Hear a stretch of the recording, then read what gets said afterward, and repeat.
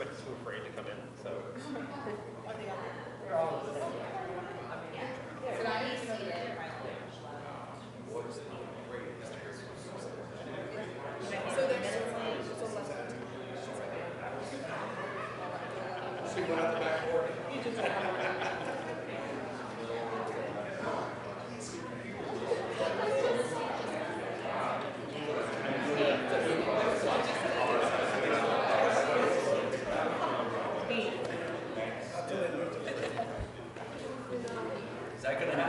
I guess so. Happy New Year, everybody.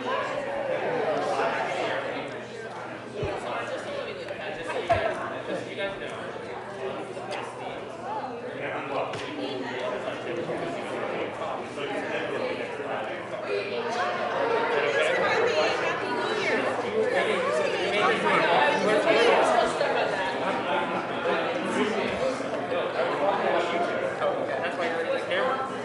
Marshall's got his head. Yeah, I know. He took that as an insult, but that was a compliment. I'm all the way up to the line. So, James Taylor.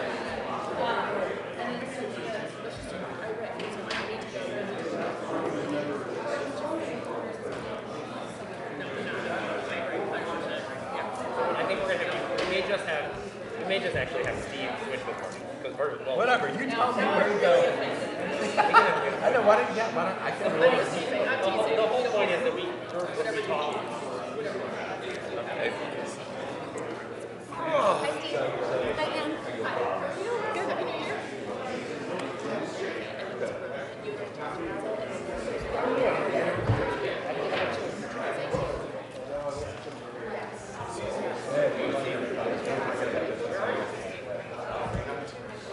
Hi, Brandon. Yeah. How are you?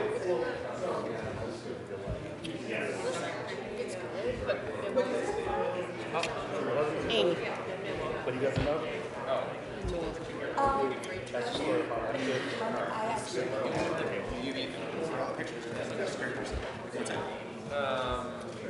why does it North. Happy New Year.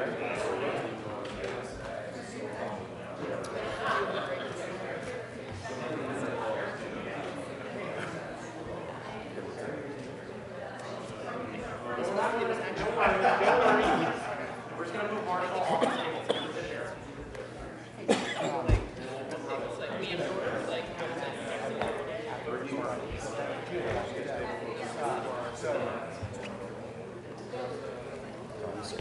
So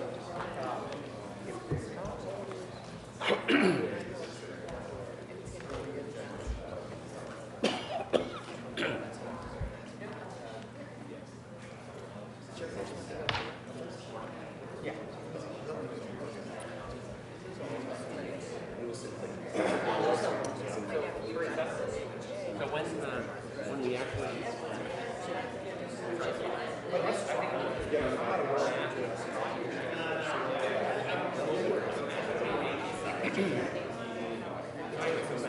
Right, exactly. It's still right.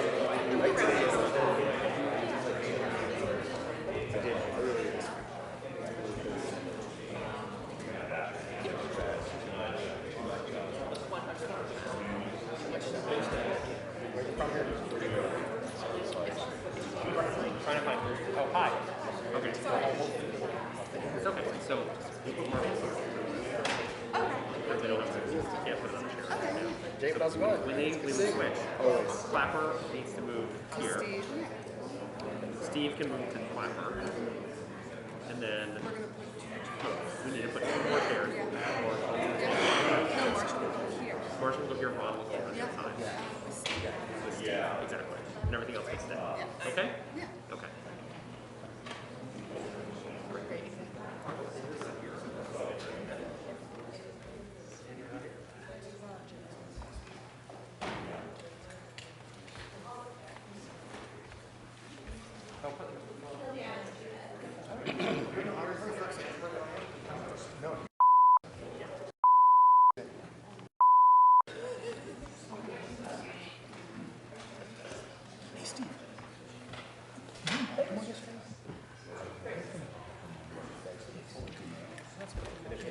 got a good long time. Yeah.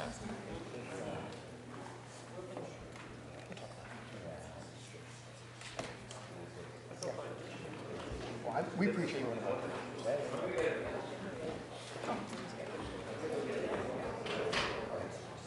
You gonna get the same thing? He likes that best.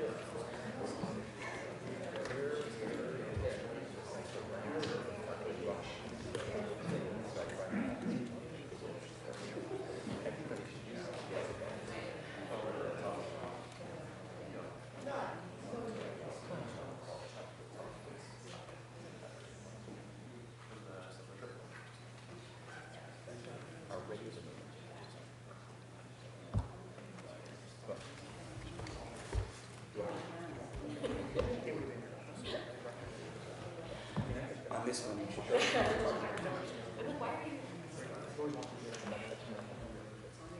I know, that's it.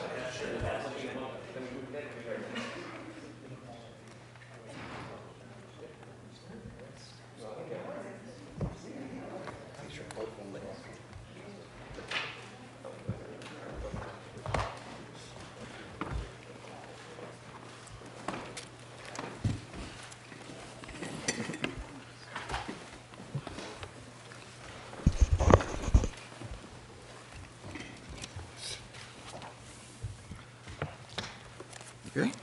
Good morning, everyone. The Deputy Attorney General and I are joined today by leaders from each of the Justice Department's law enforcement components, the FBI, ATF, DEA, U.S. Marshals, as well as leaders of other department components. I've convened this group to discuss two areas of continuing concern to the department. First, combating violent crime. And second, prosecuting and deterring those who would criminally threaten public servants, including law enforcement personnel, members of Congress, judges, and election workers. First, with respect to violent crime. We know that hard-fought progress can easily slip away, and we must remain focused and vigilant. That said, we are encouraged by the data we are seeing indicating a decline in homicides. The FBI has reported that the number of homicides fell over 6% nationally between 2021 and 2022. And the Major City Chiefs Association has reported a double-digit decrease in the number of murders across 69 major cities through September 2023 as compared to the same time period during 2022. This is not a time to relax our efforts. We have so much more to do. In May 2021, we launched our violent crime reduction strategy aimed at addressing the spike in violent crime that had occurred during the pandemic. Central to that strategy has been the importance of our partnerships. Partnerships among federal law enforcement agencies who are assisting the fight against violent crime, partnerships with state and local law enforcement agencies tasked with protecting their local communities, and partnerships with the local communities themselves. As part of that strategy, we have been bringing to bear our technological tools, including advanced ballistics analysis, firearms tracing, crime gun intelligence centers, and local fusion cells to support joint law enforcement investigations to identify the principal sources of violent crime in specific local communities. We have also been bringing to bear our federal statutes and prosecutorial tools to arrest and convict the repeat offenders and criminal organizations that are the principal drivers of violent crime.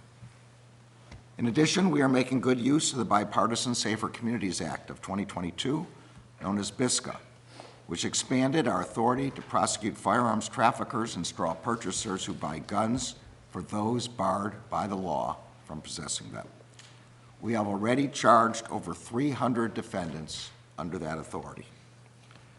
And we are continuing to implement the enhanced background check requirements of BISCA for purchasers under the age of 21.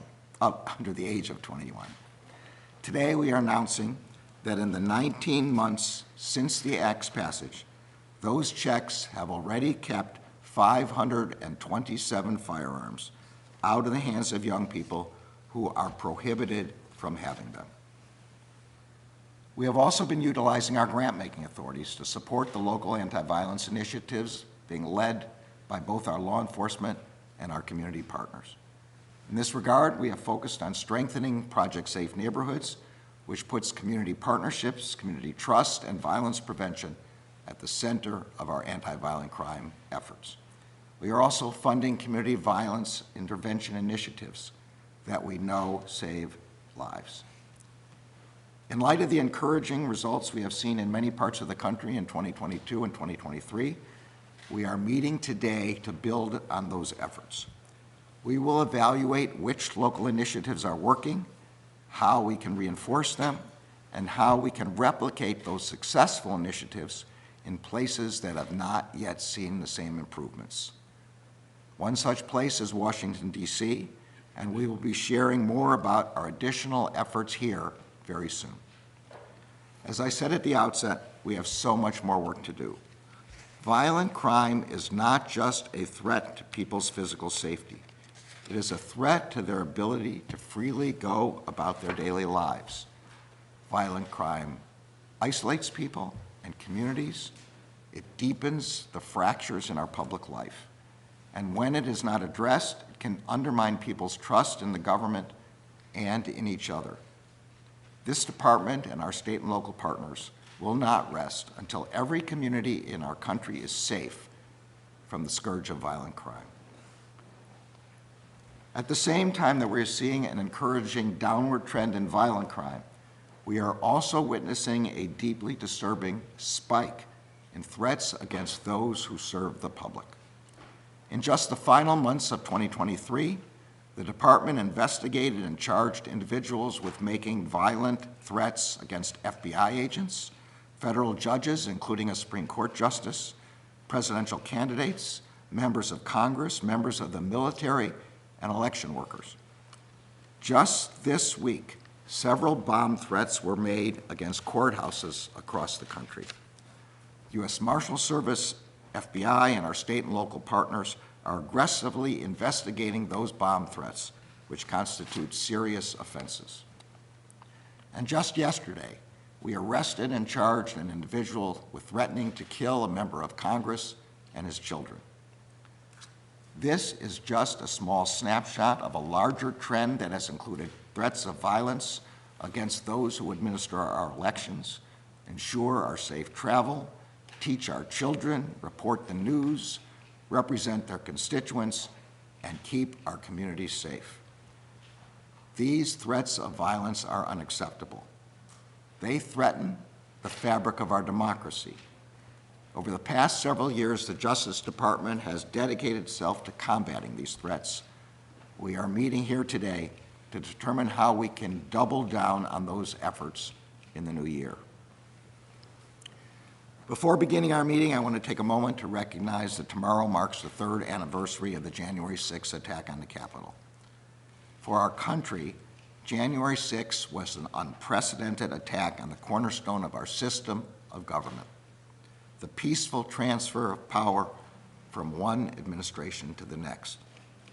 For many of the law enforcement officers defending the Capitol on that day, January 6th was also dangerous, painful, and personal.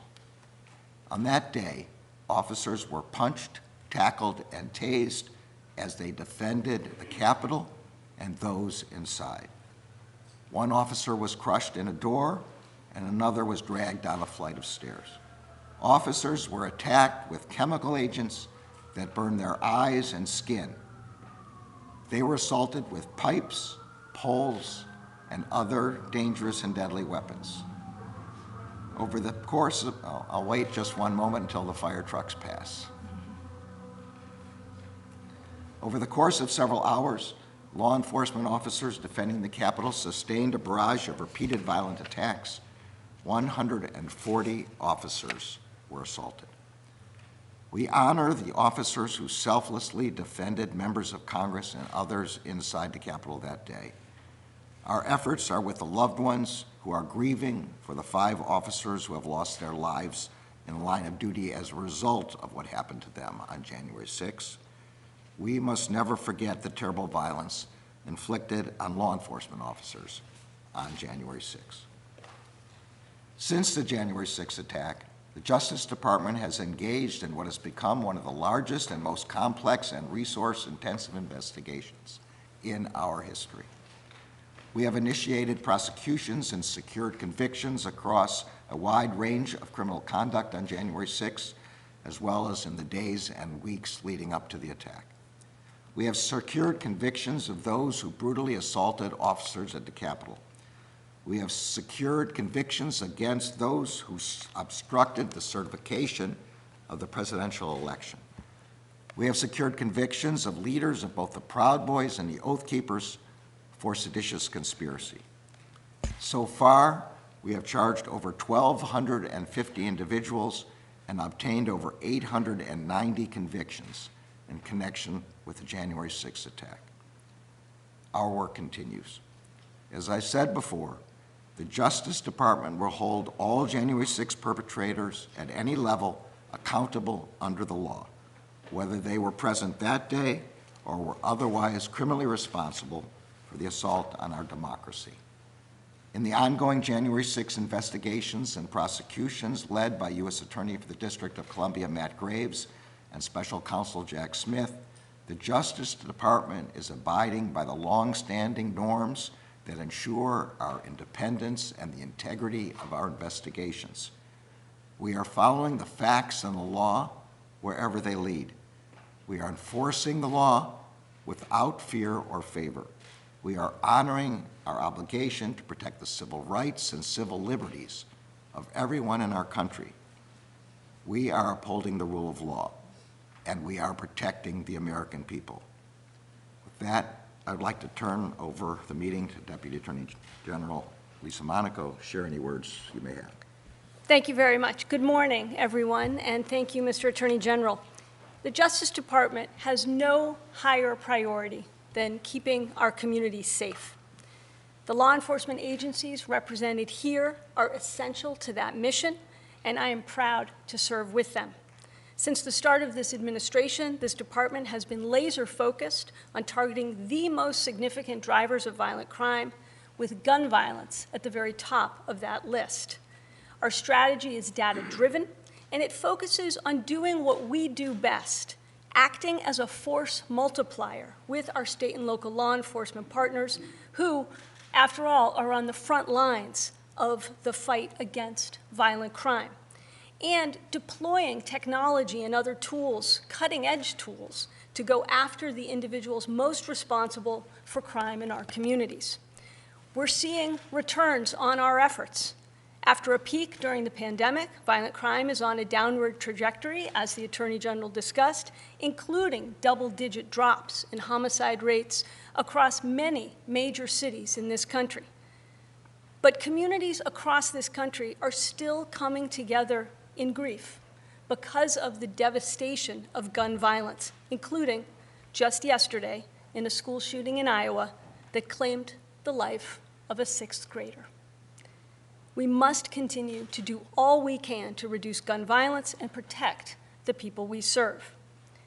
Now, crime gun intelligence, the ability to trace the guns and the ballistics from crime scenes and to identify the most prolific repeat shooters, is integral to our strategy, and it has been a game changer.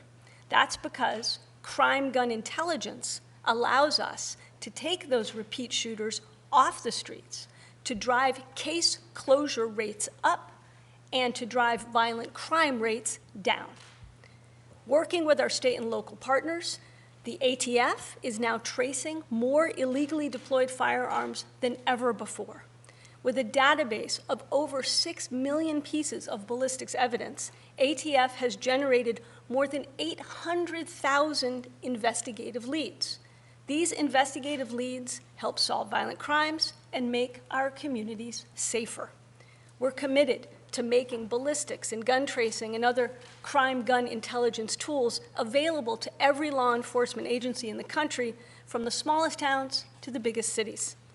Taking crime gun intelligence from a violent crime scene should be as standard as taking fingerprints from a criminal.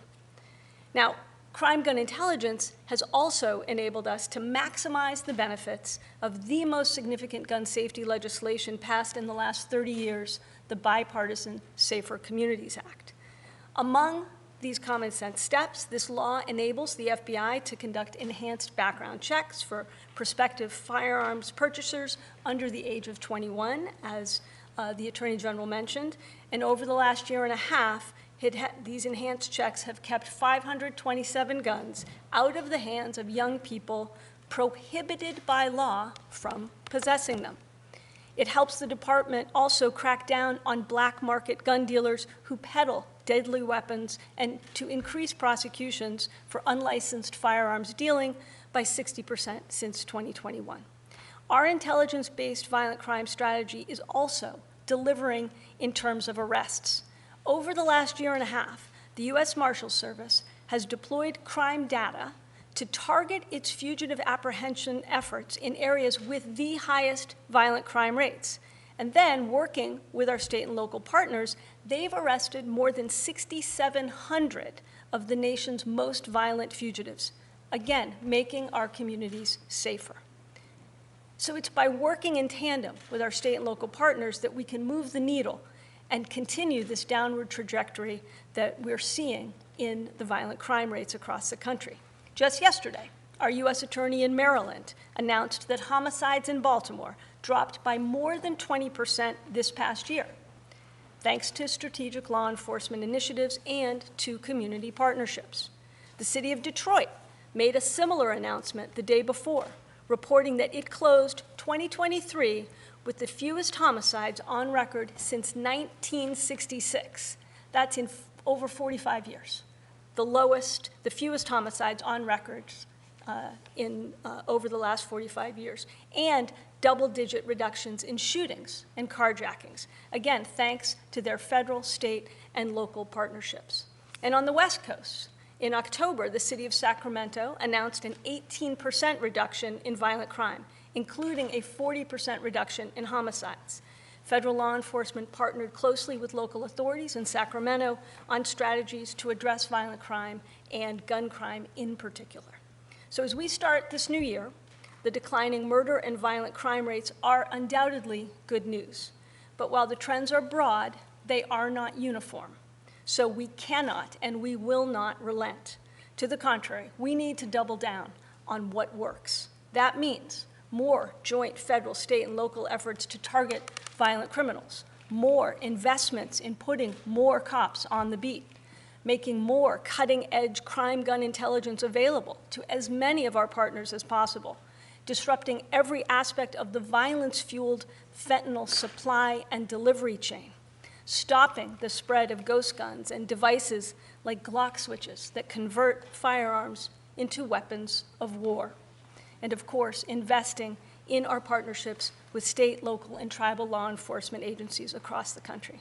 The strategy is paying dividends, so we need to maintain our momentum. I want to thank the men and women of our law enforcement agencies for their tireless efforts to keep the country safe, protect civil rights, and uphold the rule of law. And I'm looking forward to our discussion this morning. Great, thank you, everyone. What's the plan for this city, Washington, D.C.? You had something to say later on. Yeah, as I said, we will be announcing very soon additional steps we're going to take with respect to Washington, D.C. Thank you all. Thank you.